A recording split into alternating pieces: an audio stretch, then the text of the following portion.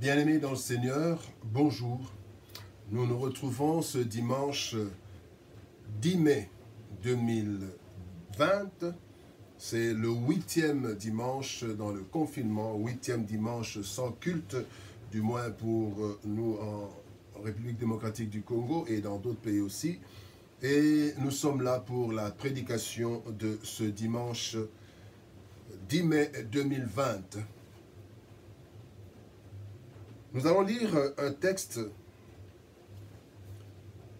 dans Matthieu chapitre 24, versets 36 à 44. Matthieu chapitre 24, 36 à 44. Voici ce que déclarent les Écritures. Pour ce qui est du jour et de l'heure, personne ne le sait, ni les anges des cieux, ni le Fils, mais le Père seul. Ce qui arriva du temps de Noé arrivera de même à l'avènement du Fils de l'homme. Car dans les jours qui précédèrent le déluge, les hommes mangeaient et buvaient, se mariaient et mariaient leurs enfants, jusqu'au jour où Noé entra dans l'arche. Et ils se doutèrent de rien, jusqu'à ce que le déluge vint et les emporta tous. Il en sera de même à l'avènement du Fils de l'homme. Alors, de deux hommes qui seront dans un champ, l'un sera pris et l'autre laissé. De deux femmes qui moudront à la meule, l'une sera prise et l'autre laissée. Veillez donc, puisque vous ne savez pas quel jour votre Seigneur viendra. Sachez-le bien, si le maître de la maison savait à quelle veille de la nuit le voleur doit venir, il veillerait et ne laisserait pas percer sa maison. C'est pourquoi, vous aussi, tenez-vous prêts, car le Fils de l'homme viendra à l'heure où vous n'y penserez pas. Éternel Père de gloire, Dieu Tout-Puissant, voici, Seigneur de gloire, ce temps où tu veux parler à chacun de nous, tu veux parler à ton peuple. Et notre prière éternelle est que ta parole puisse toucher nos cœurs, puisse toucher nos âmes. Et que, Seigneur, cette parole se transforme en nous afin que nous soyons transformés et que nous puissions, Seigneur de gloire, agir selon ta volonté. Seigneur de gloire, ta parole dit, il envoie sa parole et ta parole les guérit. Guéris-nous, Seigneur de gloire, apporte-nous ceux dont nous avons besoin. Transforme-nous, Seigneur éternel de gloire, et que cette parole soit annoncée, Seigneur de gloire, sous ton autorité et sous ta grâce. Que Jésus-Christ, notre Seigneur et Sauveur, ô Dieu de gloire, soit le centre de notre message, et que le Saint-Esprit nous conduise en toutes choses. Au nom de Jésus-Christ, nous avons ainsi prié. Amen. Jésus revient, alléluia. Jésus revient, alléluia. Seras-tu prêt quand il viendra? Alléluia, alléluia. Si tu es prêt, il te prendra. Si tu es prêt, il te prendra. Et avec lui, tu régneras. Alléluia, alléluia. Et avec lui, tu régneras. Et avec lui, tu régneras. Et à ses pieds, tu te tiendras. Alléluia, alléluia. Et à ses pieds, tu te tiendras. Et à ses pieds, tu te tiendras. En lui, tu te réjouiras. Alléluia, alléluia. En lui, tu te réjouiras. En lui, tu te réjouiras. En entonnant Alléluia, Alléluia, Alléluia, Alléluia, Alléluia, Alléluia, Alléluia,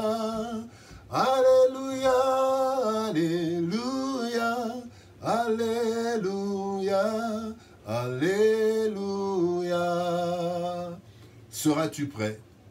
Tel est le thème de notre message de ce matin. Seras-tu prêt? La parole que nous venons de lire, bien-aimés, la Bible dit au premier verset, verset 36, « Ce qui arriva du temps de Noé arrivera de même à l'avènement du Fils de l'homme. » Qu'est-ce qui est arrivé au temps de Noé? Qu'est-ce qui arriva au temps de Noé? Bien-aimés, du temps de Noé, nous voyons rapidement 5 choses qui sont arrivées. D'abord, Dieu a constaté la dépravation de l'humanité. La dépravation de l'humanité, et Dieu a décidé d'éliminer, d'exterminer la race humaine, à l'exception de Noé et de sa famille qui avait été trouvée, Noé qui avait été trouvé digne, et le Seigneur voulait repartir avec Noé. La première chose, c'est le constat de Dieu. La deuxième chose, bien aimé, c'est que pendant que Dieu a constaté cela, les hommes, l'humanité se comportait normalement. Les hommes mangeaient, buvaient, se mariaient, mariaient leurs enfants, faisaient tout ce qu'ils... Donc la vie était normale. Pendant que Dieu avait, lui, pris une décision, mais la vie sur terre était normale. La troisième chose, c'est maintenant que Noé a reçu l'ordre de construire. Il a construit l'arche. Il a commencé à construire l'arche selon les normes. Et Noé a pris du temps pour fabriquer cette arche. Il y a eu plus du temps. On ne peut pas, dans une période où il n'y avait pas toute la technicité, la facilité de ce temps. Donc, Noé a pris du temps pour fabriquer cette arche qui devait contenir pratiquement toutes les races, toutes les sortes d'animaux. Et Noé a commencé à construire l'arche. Mais je me pose ici la question, à la troisième chose, qu'est-ce qui fait que les gens ne se sont peut-être pas intéressés? La Bible dit que Noé avait une autre attitude. Vous savez, parfois peut-être que étant donné qu'il avait une autre attitude, il n'était pas toujours en contact avec les autres. Vous savez, quand vous avez une attitude différente de tout le monde, parfois les personnes, les gens vous évitent parce que vous n'allez pas faire les mêmes choses qu'eux, vous ne vous intéressez pas aux mêmes bêtises qu'eux, et peut-être ça a la raison.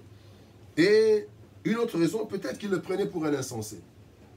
Mais la troisième chose, donc, Noé a construit l'arche et Noé est entré dans l'arche. Parce que Dieu a dit à Noé d'entrer dans l'arche, il a commencé à pleuvoir. Et la quatrième chose, c'est que les gens ne se doutaient de rien.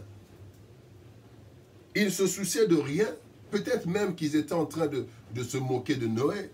Et quand il a commencé à pleuvoir, ils se sont dit, bon, de toute façon, ce n'est pas la première pluie, il a toujours plu. Un jour, il se réveille, mais qu'est-ce qui se passe? Il dit non, il a toujours plu. Il se souciait de rien.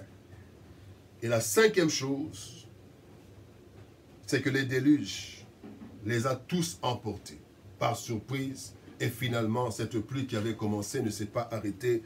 Et la Bible dit que le déluge les emporta tous. Seul Noé et sa famille restreinte, épouse et enfants, seuls Noé et ses enfants sont entrés, son épouse sont entrés dans l'arche. Et la Bible dit, Jésus-Christ notre Seigneur dit, il en sera de même à l'avènement du Fils de l'homme. Il en sera de même. Qu'est-ce qui en sera de même? D'abord, bien-aimés, il y a un constat. Le monde est en train de se détruire. Quand vous lisez, j'aime bien ce passage pour illustrer, pour montrer ce qu'est le monde aujourd'hui. Dans 2 Timothée chapitre 3, à partir du verset 1er, nous voyons, et nous voyons comment le monde est en train de se détruire. Nous voyons comment la dépravation prend de plus en plus d'espace. Nous voyons comment les scientifiques sont en train de réfléchir comment réduire le nombre de personnes que Dieu a créées. Le nombre de personnes que Dieu a créées, a envoyé sur cette terre, il a permis que ces soient vivants, mais il y a des personnes qui estiment que nous sommes trop nombreux et que eux, ils ont le pouvoir de réduire le nombre, de réduire. Qu'ils ne s'en fassent pas, le nombre sera réduit, peut-être qu'eux aussi seront parmi ce nombre. Le nombre sera réduit, mais pas parce que les hommes ont décidé. Donc, la dépravation Qu'est-ce qu'on ne constate pas? Les mariages gays, les meurtres, des choses impossibles. Aujourd'hui, effectivement, il en est de même comme du temps de Noé. Dieu constate qu'il y a une dépravation, peut-être que plus qu'au temps de Noé. Et, bien aimé, le déluge avait emporté par surprise, l'enlèvement aussi nous emportera par surprise. Quand nous disons que Jésus revient, Jésus reviendra. Et les gens sont en train de se moquer en fait de ceux qui disent ça. Ok. Et là, pendant qu'il y a constat de la destruction du monde, de la perversion du monde, les hommes mangent. Effectivement, la vie est normale. Les hommes mangent, nous mangeons, nous nous marions. La vie est normale. La vie est normale, mais dépravée. Mais les gens continuent. Il n'y a rien qui peut montrer aujourd'hui que la fin est proche. Il y a des signes, oui, mais les gens continuent. Et c'est comme du temps de Noé. Et la troisième chose, c'est que Noé est entré dans l'arche. Noé dans l'arche, bien aimé, l'arche aujourd'hui, c'est l'église. L'église, ce n'est pas le bâtiment. L'église, ce n'est pas le cahier de registre. L'église, c'est l'église universelle, l'église corps du Christ. Tous ceux qui ont accepté Jésus-Christ comme Seigneur et Sauveur. Tous ceux qui sont de la famille de Christ. Et dans l'arche, qui pouvait entrer dans l'arche? C'était la famille de Noé. Et aujourd'hui, l'église, c'est la famille de Jésus. Et je le répète, ce n'est pas ceux qui vont dans les bâtiments appelés églises, mais c'est ceux qui ont reçu réellement le Seigneur. Ceux qui vivent et qui peuvent dire, ce n'est plus moi qui vis, c'est Christ qui vit en moi. Ceux qui ont fait l'expérience d'accepter Jésus-Christ comme Seigneur et Sauveur. Voici ceux qui entrent dans l'arche. Bien-aimés, et pendant ce temps, Noé avait une attitude différente. Et ceux qui sont du Seigneur ont aussi une attitude différente. La Bible dit, dans Romains chapitre 12, verset 2, « Ne vous conformez pas au siècle présent. » Et donc, ceux qui vivent peuvent vivre aujourd'hui dans ce monde pervers, mais sans avoir cette attitude de perversion. Et aujourd'hui, les gens nous prennent pour des insensés. Les gens prennent les chrétiens pour des insensés, les pasteurs pour je ne sais pas quoi. Et aujourd'hui, nous sommes la risée.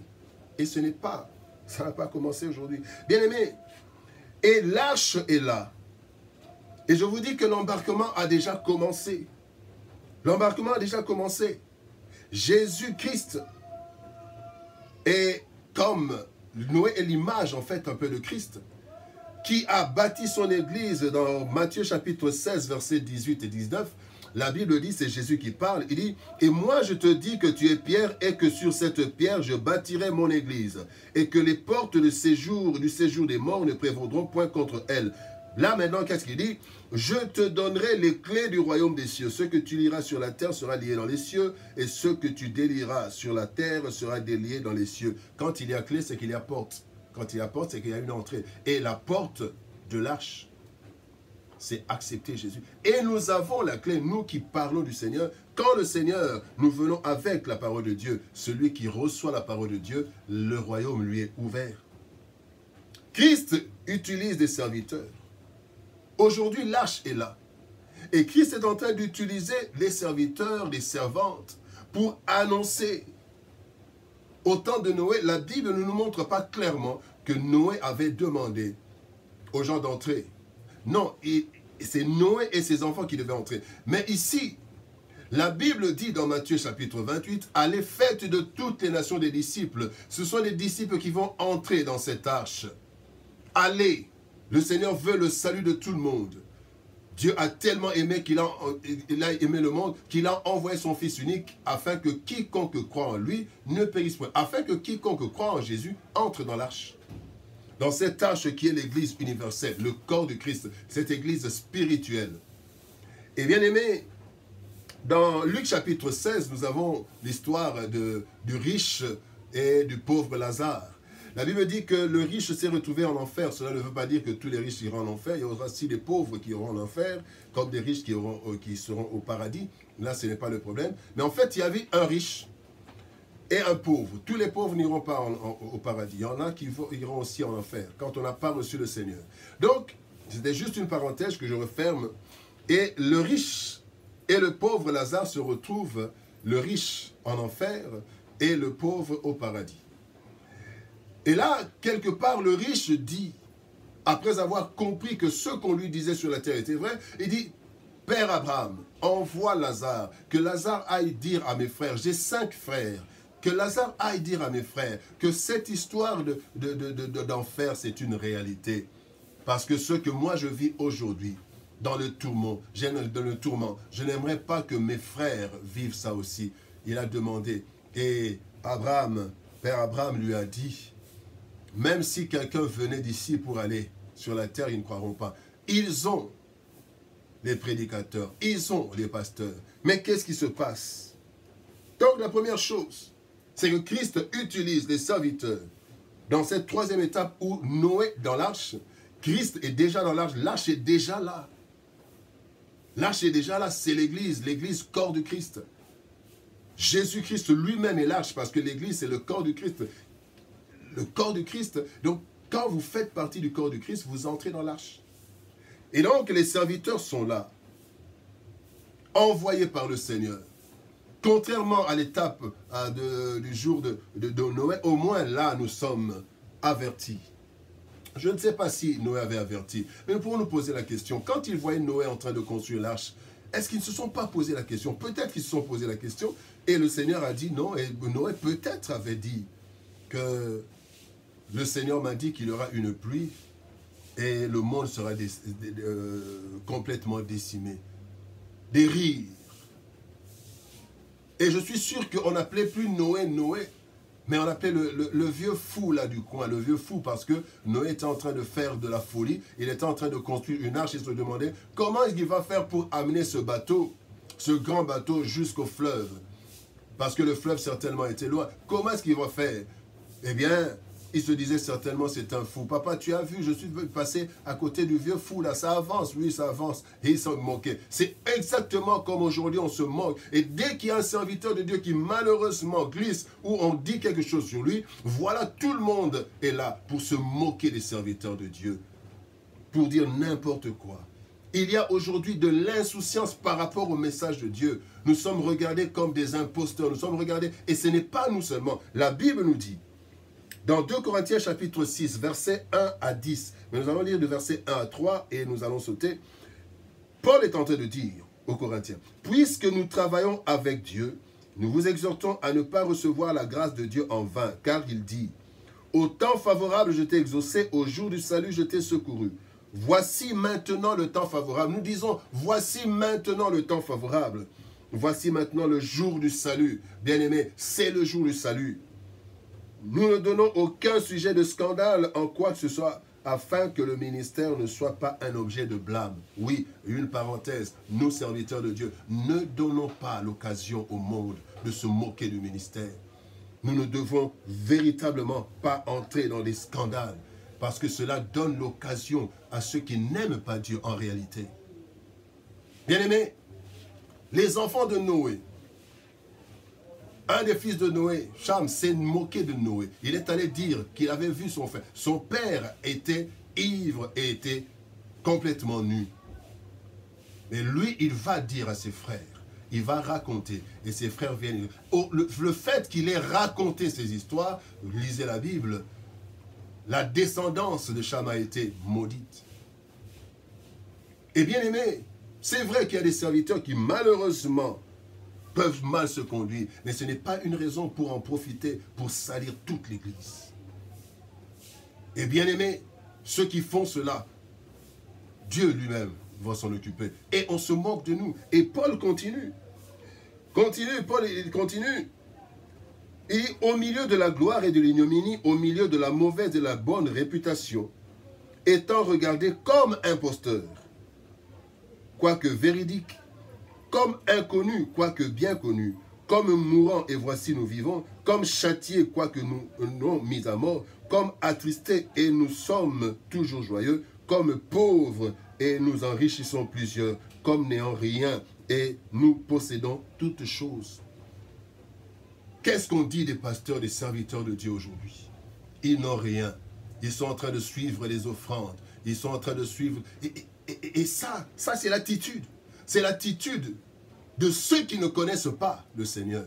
Même s'ils se disent chrétiens, même s'ils vont quelque part, c'est l'attitude de ceux qui ne connaissent pas le Seigneur. Et puis, Paul est en train de le dire, ça ne commence pas, ou ça n'a pas commencé aujourd'hui. Et ça ne va pas se terminer aujourd'hui. Et pendant qu'on est en train d'embarquer, les personnes, des hommes et des femmes, sont en train de se moquer de l'Église.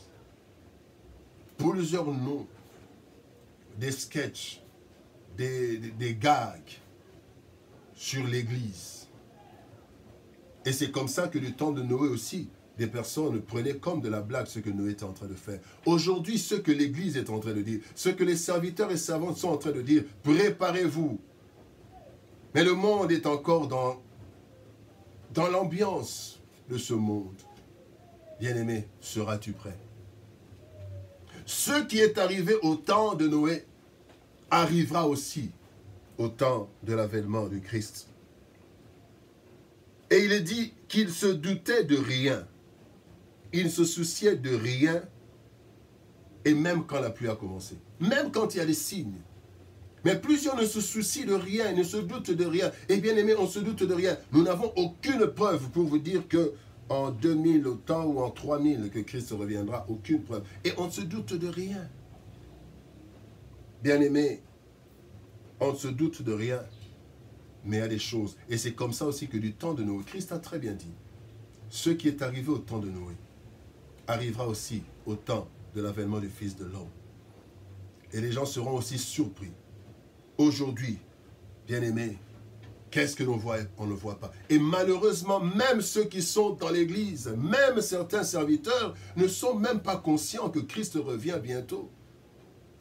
Nous sommes plus attachés au monde, nous sommes plus attachés à la prospérité, aux choses qui vont passer, au lieu de faire un travail de fond. Bien-aimés, nos économies peuvent se relever. Le coronavirus va passer. Le coronavirus ne restera pas éternellement. Il y a 100 ans, il y a eu aussi des pandémies extraordinaires qui ont décimé des milliers, des dizaines, des centaines de milliers de personnes. On peut mourir à 100 000, 1 million. Mais le monde va continuer. Il y a plus sérieux que le coronavirus. C'est la mort éternelle. Et il y aura l'enlèvement. L'enlèvement aura lieu. Et, bien aimé, quand nous voyons cette pandémie actuelle, moi je me dis c'est comme une alarme. C'est comme une alerte au monde. Bien aimé, nous sommes réveillés un matin et le soir on nous dit qu'il n'y aura plus de culte. Il n'y aura plus d'école. Tout s'est comme arrêté parce que des personnes, des présidents de république, des dirigeants, voyant le danger, ils ont pris des ordonnances, plus d'école, plus de culte, plus de bars, plus de boîtes. Effectivement, les choses se sont arrêtées. Des millions de chômeurs. 8 semaines déjà, sans culte, et même la semaine prochaine, nous ne savons pas. De la même façon qu'on a interdit les cultes, les rassemblements, pour raisons sanitaires, de la même façon, un jour, on peut dire, voilà, on reprend. Mais qu'est-ce que nous tirons comme leçon? Bien aimé, si les hommes peuvent prendre des ordonnances et dire, voilà, on ne fait plus ça, on ne fait plus ça, Dieu peut prendre une ordonnance et dire, voilà, je retire de la terre tous ceux qui sont miens. Et le reste va rester sur la terre. Et c'est ce qui se passera. C'est ce qui se passera selon la parole de Dieu. Et nous croyons que la parole de Dieu est la vérité. Et pendant que nous disons ça, il y en a qui sont en train de rire. Oui, mais des personnes ont perdu des emplois à cause d'un microbe qu'on ne voit même pas à l'œil nu. On ne voit pas ce microbe à l'œil nu, ce virus. Mais il y a eu désastre et ce n'est pas encore fini. Mais nous espérons que nous allons vers la fin. Mais cela va se terminer. Mais est-ce que nous allons tirer des leçons? De la même façon qu'au temps de Noé, les gens étaient insouciants. De la même façon, aujourd'hui, les gens sont insouciants. Voilà pourquoi Christ descend maintenant. La leçon que nous voulons tirer pour terminer. Christ dit, puisque les choses seront comme du temps de Noé, puisqu'il n'y aura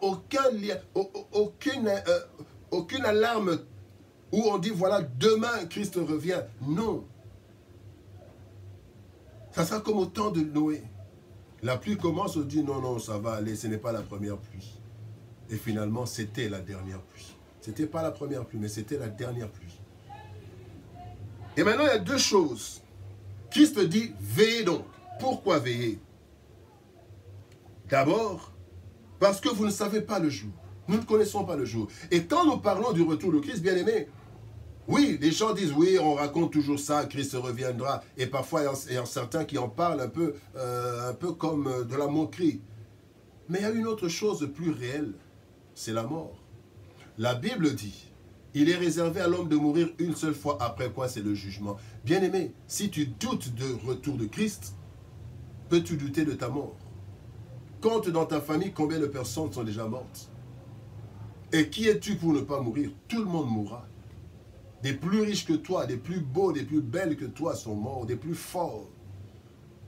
Même parmi les sorciers, des plus puissants sorciers que toi, le sorcier qui est en train de persister, l'occultiste qui persiste dans l'occultisme. Il y en a de plus grands qui sont partis, même ceux qui ont créé la secte dans laquelle tu te retrouves, bien-aimé. Si tu es du moins dans cette secte, celui qui a fondé cela est déjà mort.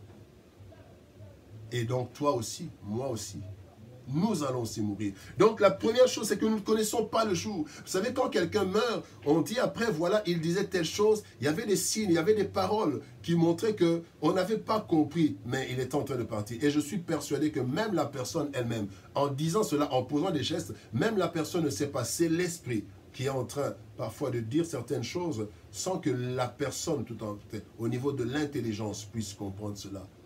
Bien-aimé, tu ne connais pas le jour de ta mort.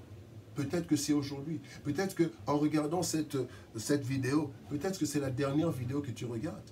Peut-être que c'est le dernier jour. Personne ne peut aujourd'hui certifier que demain, 11 mai, que nous serons encore vivants. Combien de personnes mourront aujourd'hui? Et chacun a son jour.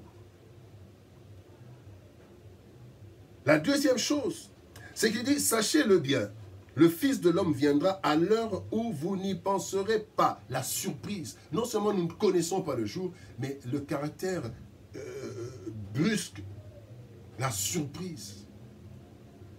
Vous savez, même quand vous êtes malade, vous ne pouvez pas dire, voilà, je me prépare à la mort. Parce qu'il y en a qui ont fait des mois dans le coma, qui se sont réveillés. Mais il y en a qui n'ont même pas fait une seconde, même pas une minute de coma et qui sont partis. Mais il y a d'autres qui ont fait des... Donc, même la maladie la plus grave n'est pas une préparation à la mort. Ça sera brusque. Il y a des personnes même qui ont été malades et le jour où il s'est rétabli apparemment, est ce jour qu'il est mort. Peut-être qu'il a rendu grâce au Seigneur. Merci Seigneur parce que tu m'as guéri. Oh, c'était le jour de la mort. Bien-aimé, le jour de du retour de Christ, nous ne savons pas. Ça sera quand?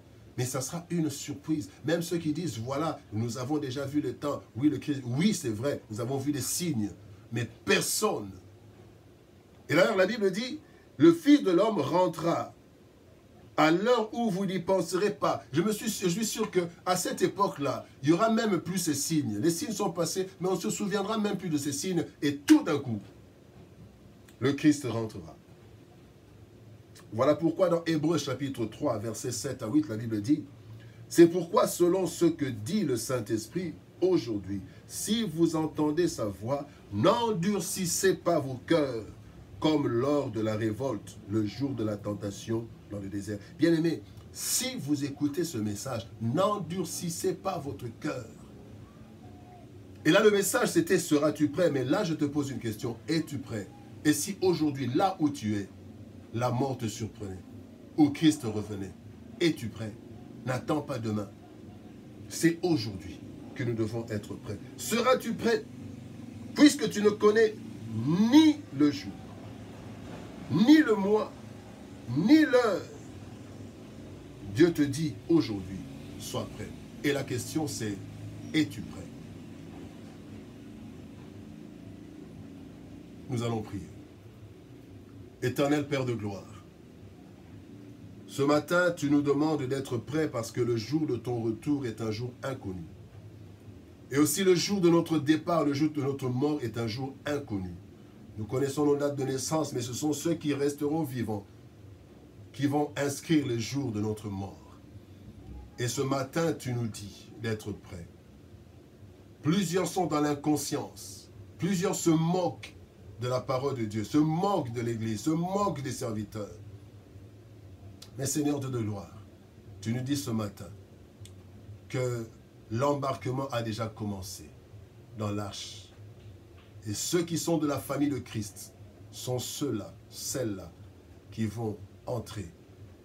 Ainsi, j'aimerais te prier, Seigneur, au Dieu de gloire, pour celui qui me suit, afin qu'il puisse prendre la décision s'il n'a pas encore reçu Jésus-Christ dans sa vie, parce qu'il ne sait pas si c'est aujourd'hui ou demain qu'il mourra, si c'est aujourd'hui ou demain que le Fils de l'homme rentrera.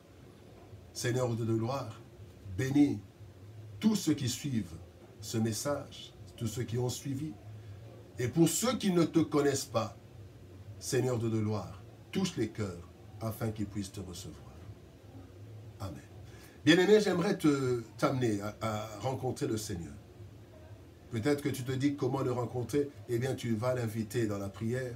Je vais t'inviter, toi qui n'as jamais fait une prière, qui n'as jamais accepté Jésus-Christ comme Seigneur et Sauveur d'une façon concrète. J'aimerais te conduire dans ces prières. Je vais te prêter des mots. Tu vas dire après moi, Seigneur Jésus, merci pour ta parole. Tu me dis que le temps est déjà là. Tu reviens bientôt. Et je voudrais en ce jour te donner ma vie, afin que je fasse partie de ceux qui seront enlevés pour la gloire. Je renonce à la vie de péché. Je renonce au diable et à ses œuvres. Et je veux que tu sois mon Seigneur et mon Sauveur personnel. Prends ma vie, Seigneur. Fais-en ce que tu voudrais. Fais de moi ce que tu voudrais que je sois. Fais-en ce que tu voudras, Seigneur Jésus. Je te donne ma vie afin que tu me donnes la tienne et que je sois épargné de l'enfer. Amen. Je vais prier pour ceux et celles qui ont accepté le Seigneur Jésus-Christ. Seigneur Père de gloire, merci pour mon frère et ma sœur. Oui, mon frère, il est devenu mon frère, ma sœur, elle est devenue ma sœur parce qu'elle a accepté de te recevoir comme Seigneur et Sauveur. Visite-le, Seigneur de gloire, et accorde-lui, Seigneur, de s'attacher à toi. Que le Saint-Esprit le conduise en toutes choses. Au nom de Jésus-Christ, j'ai ainsi prié. Amen. Bien-aimés, vous qui avez reçu le Seigneur, si vous êtes là, je vous demande de contacter des serviteurs de Dieu, une église chrétienne à côté là où vous êtes pour les contacter. Et si vous êtes dans la ville à Kinshasa, dans le texte, vous verrez le numéro de téléphone, vous pouvez toujours nous appeler et nous pourrons vous aider si vous n'avez pas une église à côté de vous où vous pouvez vous rendre. Vous pouvez nous appeler au numéro de téléphone qui sera affiché dans ce posting et que Dieu vous bénisse. Nous sommes arrivés à la fin de notre prédication de ce dimanche 10 mai 2020. Que toute la gloire revienne à l'Éternel. Nous espérons que bientôt nous allons reprendre nos cultes. Mais déjà demain, nous reprenons avec les méditations matinales, les méditations journalières. De lundi à vendredi, nous avons nos méditations. Et le dimanche, nous avons la prédication dominicale. Que Dieu vous bénisse et que toute la gloire lui revienne. Au nom de Jésus-Christ, nous avons ainsi prié. Amen.